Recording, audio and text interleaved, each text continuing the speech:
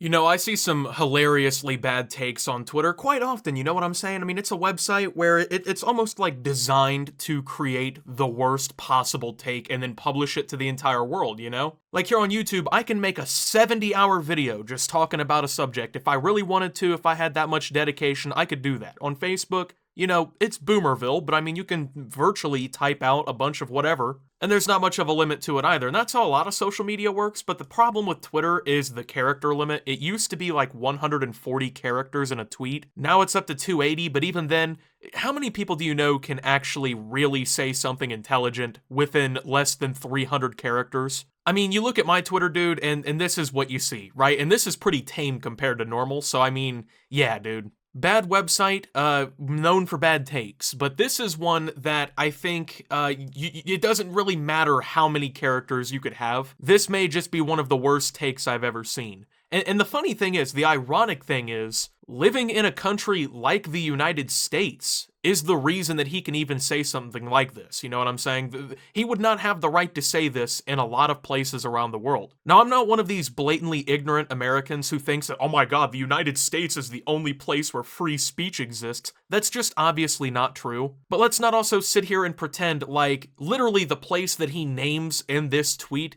isn't one of these countries that literally will imprison you, your whole family, kill you, etc. because you had quote-unquote the wrong opinion, you know? So this one's coming from our boy Ben Tracy, who is a correspondent with CBS News. Now, Twitter is also known for just having these complete jackasses, I think is the best way to put it, from the mainstream media, just saying stupid things all the time. The mainstream media is already terrible in the United States, and honestly, it's pretty terrible around most of the world because it's literally ran only for profit. There's obvious political biases in all of it. Most of the employees that work for them are too stupid to actually do deep research. They don't care about the facts, so there's a lot of obfuscation of the truth, whether they want to admit it or not. You know, it's really the reason that I don't watch the media here in the United States, especially around this time of the year, because it's just literally, you know, Trump bad or Biden bad. Here's why Republicans are bad. Here's why you're bad because you believe this. There's not really any news being reported, and if it is, it's sensationalized. But yeah, Ben Tracy, that's what he does, right? And he's actually the White House correspondent, which means his job is to go to the White House, you know, talk to the president, talk to the staff, try to hold them accountable for things going on and try and get news that's coming out of the White House to get, you know, news out of the leadership of our country. Now, if you've been living under a rock, recently a lot of Trump's camp has been testing positive for COVID-19. In fact, this literally includes the president and his wife. As a matter of fact, the president was taken to Walter Reed Medical Hospital. It's a military hospital. It's considered one of the best in the world. They obviously, I would think, are doing a pretty damn good job of treating him, considering, you know, they probably have the most advanced technology. When you think about it, right, like, the president's going to get the best medical care possible. You know, you go to the hospital, you're not getting that Donald Trump healthcare, you know what I'm saying? You're getting that, here's the $40,000 bill for your 2-night stay. Trump's up there eating, you know, just like seared duck and scallops and drinking some Chardonnay. They're giving him, you know, the secret medicine that nobody else gets. But, you know, to not joke about it, I think that it's a very serious situation. I know a lot of people are happy that he has it, considering some of the things that he said about the pandemic and their beliefs of him as president. I think that it's wrong to wish, you know, ill will like that on anyone regardless, especially over political beliefs. But this tweet here, I think it really wraps up a lot of people's mentality here. I felt safer reporting in North Korea than I currently do reporting at the White House. This is just crazy. Now, of course, the reaction to this was absolutely just searing for this guy, because I think anyone can see that and see the stupidity in it. Now, once again, I'm not one of these ignorant Americans who's going to pretend that, like, literally everything about the U.S. is great. You know, there's a lot of people who believe that, like, you know, the U.S. is living in, like, the year 3000 A.D., while the rest of the world's in, like, you know, just backwater medieval ages. The United States does a lot of things better than other places, and there's a lot of things that we fall behind in, as pretty much any country does. Could we be doing better in a lot of these things? Absolutely. Do we have a lot of political reasons to not do them, unfortunately? Yes. I would, of course, take living here in the United States, even at like the worst level, right? I would take living in the United States before North Korea. Like, let's consider this.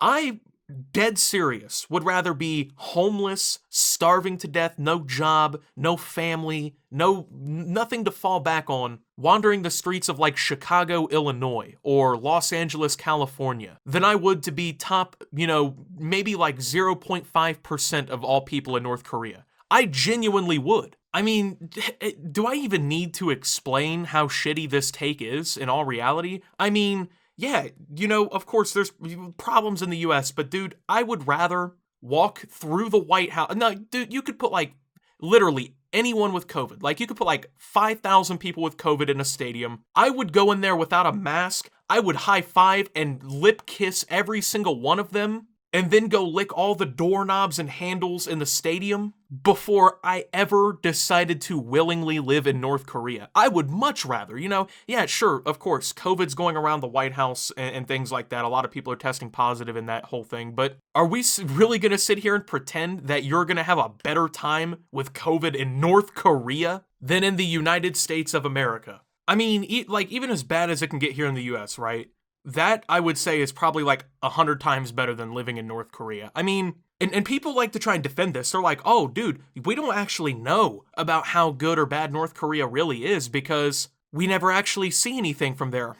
Well, I wonder why it is that we never see anything from North Korea. You know what I'm saying? Like here in the United States, you can walk through the deserted city blocks of the former glory of Detroit that are just dilapidated, destroyed. There's no economic output. People who live in these areas are just, they have nothing, essentially. You can go to the Rust Belt societies of the United States, like what I grew up in, and see the ridiculous amount of drug usage, the vast unemployment. You can see all that shit, that'll get reported in the media, to a certain extent. You can see things like that. When you go to North Korea, the things you see from there are literally fake grocery stores, people being forced to act like they're having, great lives and stuff like that at the discretion of the government, or else they'll literally be put into work camps. Literally anything that we've ever seen, essentially, from North Korea is fake. And, you might be wondering, well, why can't people just go there on vacation and film it? Well, let's think about that.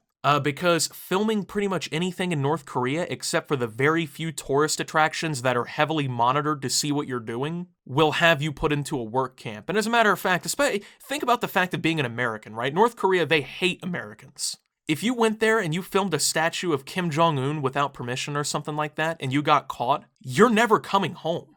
You're in a work camp forever.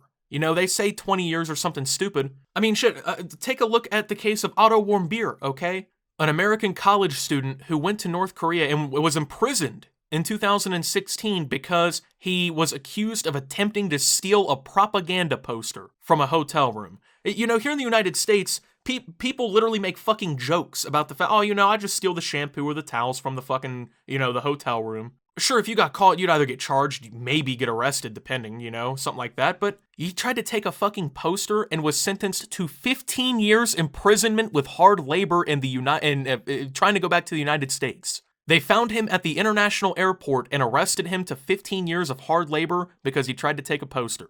He was then later released back to the United States in a vegetative state, in a coma after a severe neurological injury from an unknown cause. He was in a coma for over a year.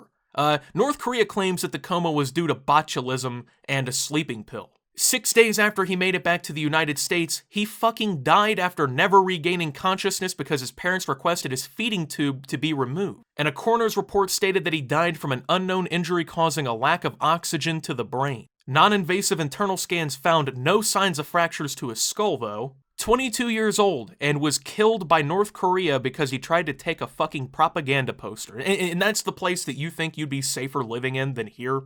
I know that people like to say things dramatically to try and make a point, but I'm being genuine when I say I would much rather be a bottom 20% American than a top 1% North Korean. The vast majority of people in North Korea, they don't have electricity, and if they do, it's only on for a few hours a day. The vast majority of people in North Korea don't have a solid food supply, they're malnourished. The government does nothing to feed these people. In fact, the good food usually goes to the government, okay? Which happens in a lot of authoritative regimes. The good food goes to the military and the government, and to Kim Jong-un. You can tell that motherfucker eats just fine, but There's no chance that healthcare in North Korea is even close to the United States, and we have what a lot of people consider to be the most broken healthcare system in the West. Yeah, and that thing called the Constitution, you know, the thing that kind of secures your basic liberties and human rights. The fact that you can even fucking say something like this on Twitter because of something like that, yeah, go ahead and imagine what that would be like in North Korea, because I don't know if you guys know this,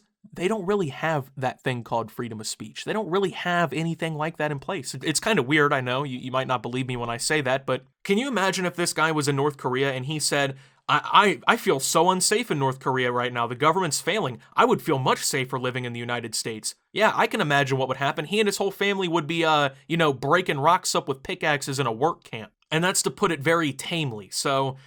You know, like I said, there's this whole thing where people have these takes online that don't make sense, and this is, of course, one of them, but people, come on, you know what I'm saying? Like, you're not even attempting to make a point about how bad it is in the US at this point, you're just saying stupid shit. If you want to talk about how bad, you know, some things here in the United States, like, I'm willing to have that conversation. Most of us are, because most of us realize that, yeah, you know, we could be doing better in a lot of regards, but can we really not try and pretend like North Korea is legitimately a better place to be? And with that being said, thank you guys for watching. If you did enjoy, make sure to leave a like, subscribe if you're brand new around here on the channel, follow me over on Twitter and Twitch at @SubToOptimus. Make sure to check out Shop Opti down below. Thank you to my channel members, your support helps my channel tremendously. And until my next video, guys, this is Optimus, well, not going to North Korea, and signing out.